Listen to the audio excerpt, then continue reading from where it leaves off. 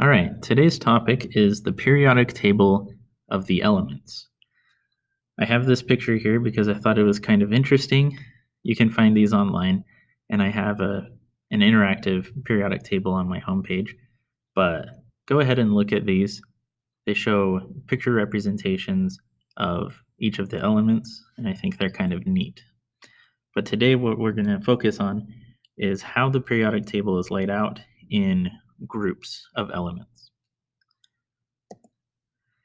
Okay, so the periodic table has two main categories of how it's laid out.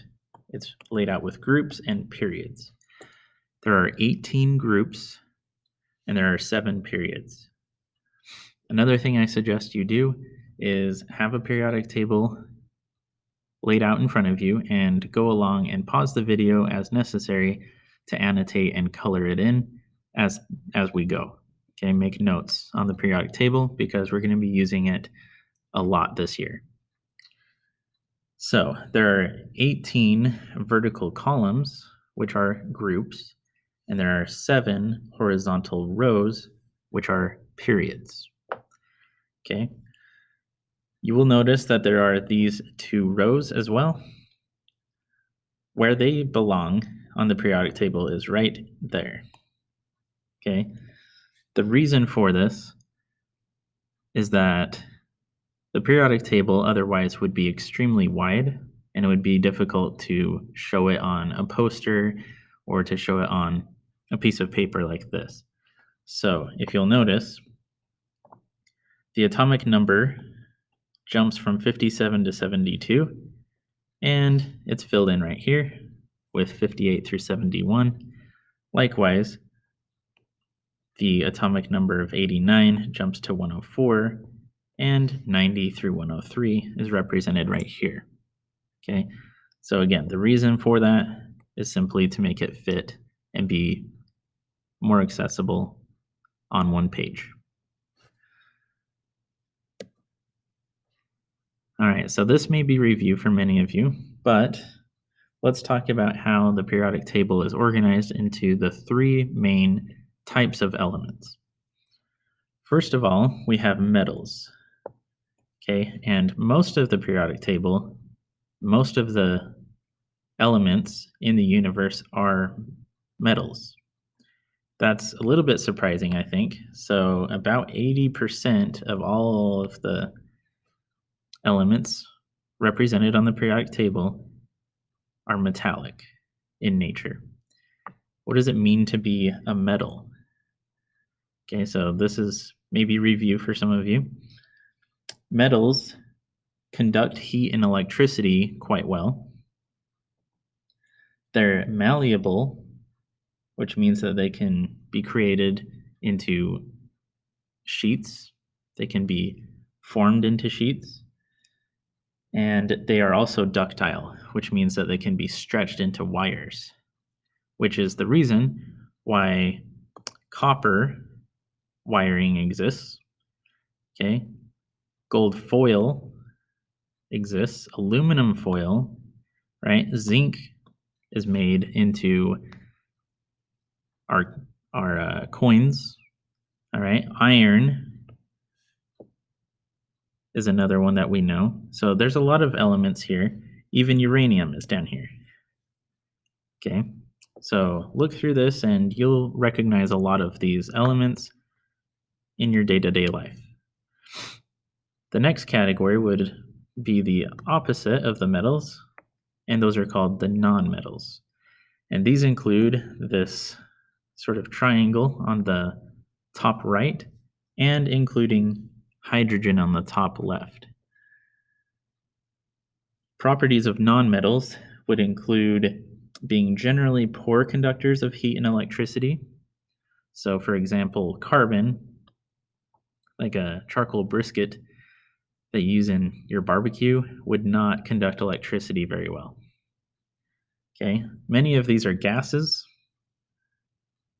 at normal temperatures, and many of them are also quite brittle. So again, carbon, your pencil lead is not actually lead, it's graphite, and it's very brittle, which means that it breaks easily. Okay? So fill your periodic table in there with the nonmetals. And then the last group would be the metalloids. And as the name implies, metalloids share properties of metals and nonmetals. The most popular one would be silicon. Silicon is used as a semiconductor, which means that under certain conditions, it can conduct electricity, and it's used in electronics for that reason. Another one that you may be familiar with is arsenic, and it's poisonous, right? The way I remember where the metalloids belong on the periodic table is with a silly mnemonic.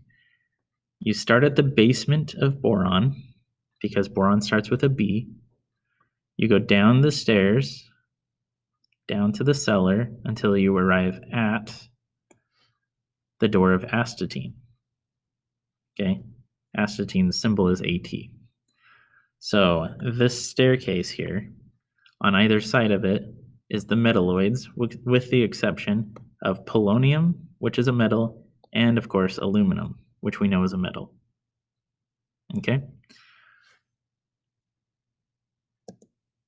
The next thing that we need to talk about is the family names. Okay, groups are also known as families, and we have a variety of these. So another periodic table may be useful, and then you can color these in. We have the alkali metals, which would be group 1 right here. So lithium, sodium, potassium, rubidium, cesium, and francium are the alkali metals, and that would be group 1, with the exception of hydrogen, because of course it's not a metal, it just belongs there because of its electron configuration, which we will talk about later. The alkaline earth metals include beryllium, magnesium, calcium, strontium, barium, and radium. Okay, so that would be group 2. Those are the alkaline earth metals. And you do need to remember these names. The transition metals are the ones that transition from here all the way to here. They transition between these larger groups. Okay, and the inner transition metals are aptly named because they belong on the inside, like we said earlier. So those are known as the inner transition metals. Over here on the right side, we have the halogens, which include fluorine, chlorine, bromine, iodine, and astatine. Those are the halogens. And then lastly, we have the noble gases. I have them colored here in purple because that helps me remember that they're noble, because royalty wears purple. And those include helium, neon, argon, krypton, xenon, and radon. Okay? You'll see why later when we talk about electron configurations. But the reason why these are grouped into families or groups is because they act similarly to each other. So neon and krypton act very similarly because of where their electrons are located. Likewise, sodium and rubidium act similarly for the same reason. All right, so your task right now is to know the names of these groups or families and to know where they belong. One last thing to mention is that this rectangle here doesn't have a particular family name because, as you'll recall, we had this staircase and it divided them up into the metalloids, and some of them were metals and some were nonmetals. So it's not really possible, because of the staircase that runs diagonally, to put them into specific families or groups. But everything else does belong in a family or a group. All right. One last thing. Make sure that you know the name and symbol of the first 20 elements. Just to get started, they're not very difficult to memorize because many of them make sense. So, for example, oxygen has the symbol O. Neon has the symbol Ne. Not all of them make perfect sense. For example, sodium and sulfur. That's one that many students get tripped up on. Sodium is Na, and remember that the second letter is always lowercase, and the first letter, if there are two or three, is always capitalized. Sulfur is S. Okay, so don't make that mistake saying that sodium is S because sulfur is S, and they're very different elements. Okay, so next time we'll pick up here. Thanks for watching.